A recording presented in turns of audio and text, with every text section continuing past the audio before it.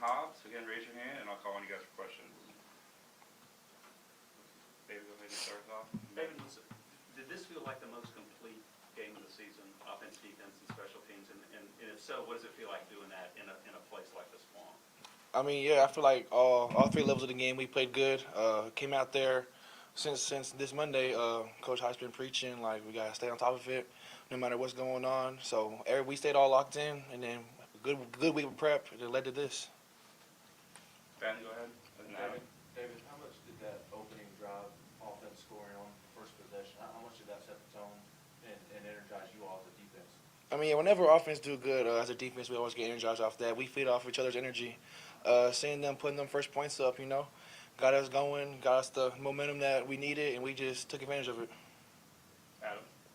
David, when you hear like the history of this, having won here since 2003, I'm trying to think if you were born yet in 2003. 04.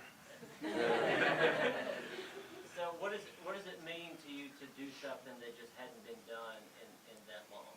Oh man, it feels good. We've been talking about this as my freshman year here. We came down here, and we know how that game went. But coming down this week, getting to win the Swamp, man, it feels good to win down here. All those years that we went winless, but now we got it. So a new how to say it, trajectory of our program. Setting new waves. So we got to keep building off this. Patrick, and then Emily. What was the celebration just like in the locker room after? Oh man, it was a good one. It felt good to be in there. Everybody come together. It's been a long week of preparation, and we let it all out right there. So good to see our brothers all happy. Not only get the win, but to do it in such like a dominant fashion. What was that like for you guys? We came in. All like I said, the whole week this week talking about just staying on us, doing what we do best, and we come out here and focus on what we need to focus on. It will show, and that's what we did. Trevor. No penalties on the defensive side of the ball. What is it like to play clean football, especially in a road SEC game? When you play clean football, the results come. So we just keep doing that. We'll continue to be a great defense. Anything else for David? Emily, go ahead. What was Coach's message to you in the locker room after the win? It's always good to get a away SEC win. It's hard to win this conference. So whenever we got to win, you got to celebrate it. Just keep doing that, and then we coming back on Monday, and we got to get back right for next week. Thanks, David. We'll have Joey and Arian Carter will be the last two. Here in a few minutes. Thank you.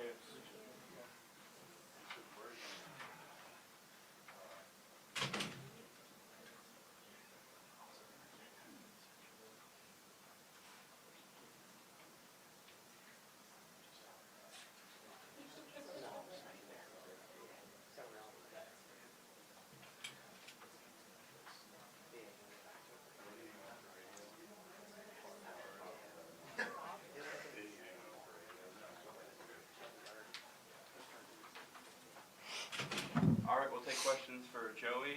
Again, raise your hand. We'll call on you. Go ahead. You can start us off here. Sure. First of all, just congratulations on the big win here tonight and being a crucial part of the Vols' victory in Gainesville, the first one in a matter of 22 years.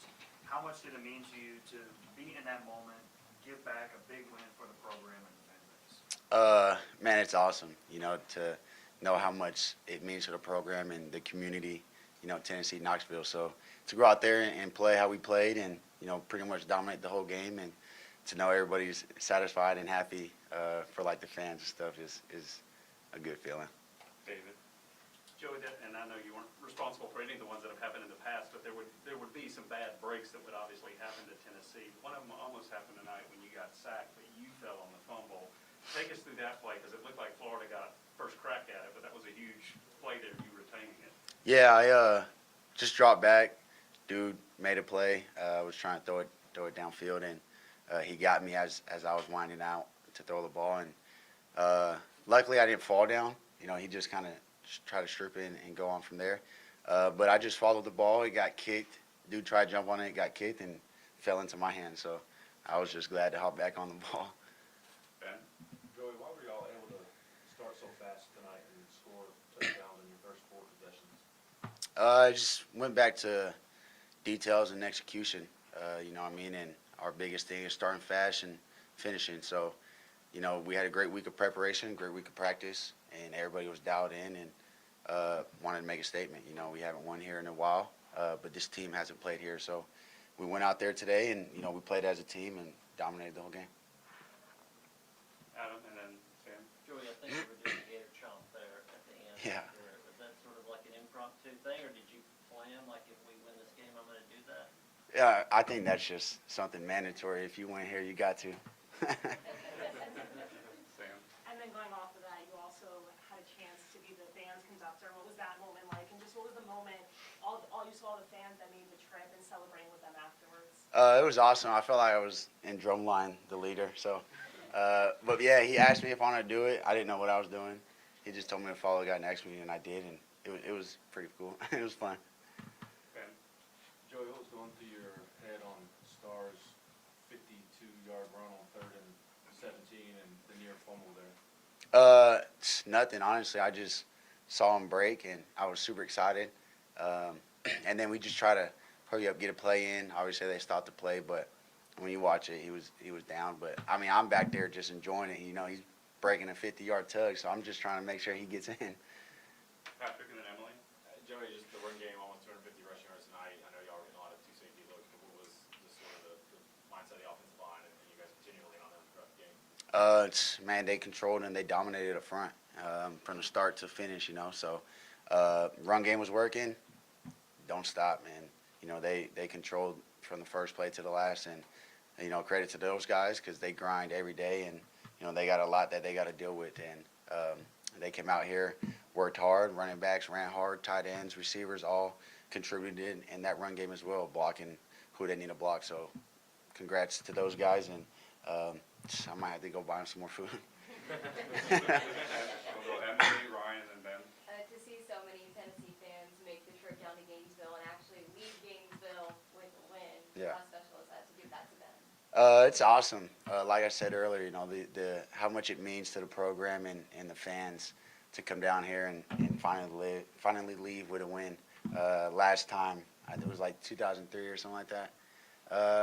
It's wild, but, you know, like I said earlier, this team hasn't played here, and we came in here with a mindset that we could get it done, and we did. Joey, what was I guess the key to you guys' early offensive success to score on the first 4 drives? Is there anything where you guys just kind of dialed in tonight? Is there anything about the game plan that played into that? Just alignment, assignment, keys, and techniques. You know, we go out there and sometimes we miss a little bit of those things, and we got setbacks, and it's just those things that we could fix, you know, on ourselves. Nothing major. So, you know, we had, like I said earlier, we had a great week of preparation, and, you know, we dialed into those things, and we went out there and executed. Ben. Joey, the last quarterback to win here was also a California native in Casey Clausen. Had you met him before you ever got to Tennessee, or since you got to Tennessee, have you had a conversation with him? Yeah, I met him a little earlier in the season. Awesome guy. And it's kind of cool that last time we won was with him, 2 California guys. But, yeah, it was awesome. We had a conversation for a little while after practice one day. But he's a great guy, and I'm excited I could fall into the category he did. What was his message to you? We kind of just talked about, you know, other stuff. I mean, we talked about football a little bit, but, you know, just meeting each other. Kids was there, so, you know, introduced myself to the kids. But we just had a regular conversation. Right here, and then we'll do one more. Patrick, you had one, right? How big was a guy like Ethan Davis for you tonight? Obviously, with Miles out. How have you seen him kind of mature, and how big was he tonight just for you?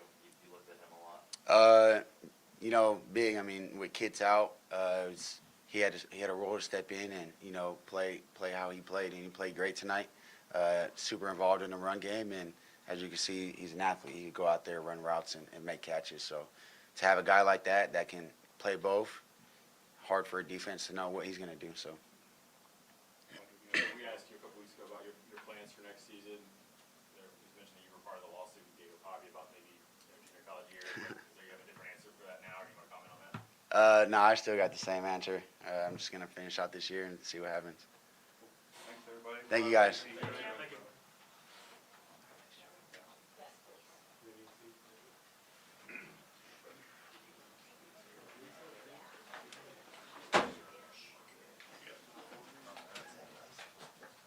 How y'all doing? That's good. All right, we'll finish up tonight with Arian Carter. Raise your hand for questions, and we'll call on you. Okay. David, you can get started. Arian, can you just talk about what it was like at halftime, walking off the field, and you got 31 points?